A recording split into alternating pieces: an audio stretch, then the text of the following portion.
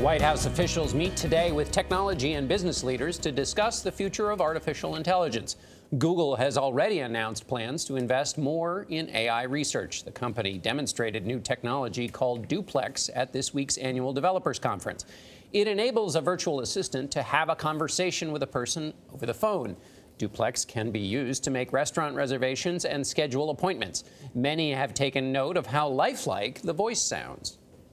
Hi, I'm calling to book a women's haircut for a client. I'm looking for something on May 3rd. Sure, give me 1 second. Sure, what time are you looking for around? At 12 p.m.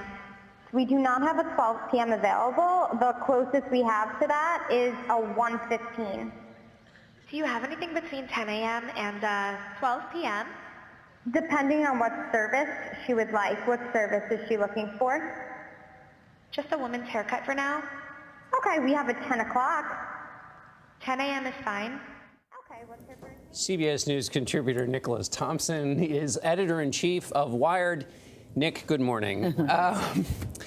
All right, let me ask you this. Is the innovation here that the voice is so lifelike, that those pauses sound lifelike, or is there an innovation in artificial intelligence here that's really moving us closer to the actual brain processes of a human? It's both, right? Because A, it's incredibly lifelike sound, and that's based on the ability to recreate voices. And secondly, the ability to understand the context in those responses and then figure out the right response from that.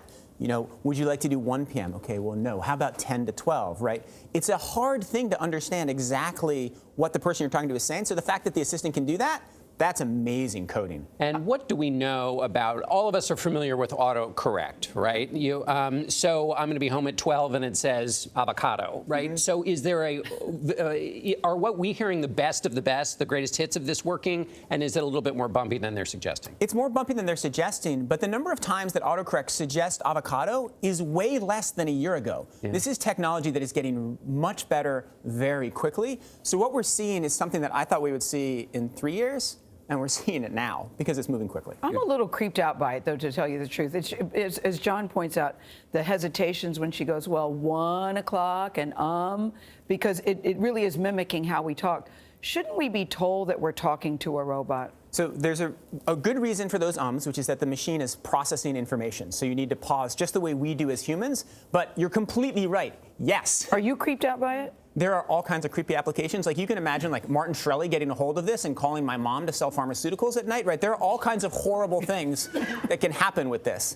But on the other hand, Your mom is saying, don't bring me in this conversation. Yeah. Give somebody else. Go ahead. But on the other hand, think about if I leave for work and I say, call Verizon based on whatever I watch on TV and negotiate a better package for me. That would be amazing too, right? So you can imagine all kinds of uses that make your lives much better and then all kinds of crazy manipulations that can happen. But my question is, shouldn't we be told we're talking to a robot? Yes, I think that was a mistake that Google made. It deliberately set this thing up to manipulate the recipient, to make them think they're talking to another human. Right. I think it should announce, I am Gayle's digital assistant. Yes. And then have the conversation. But I don't think that they should have had it without that yet. And what about Smart Compose, something else Google also unveiled? Yeah, so that's another thing. That's where you're starting to write an email and it completes the whole sentence. It doesn't just spell the word.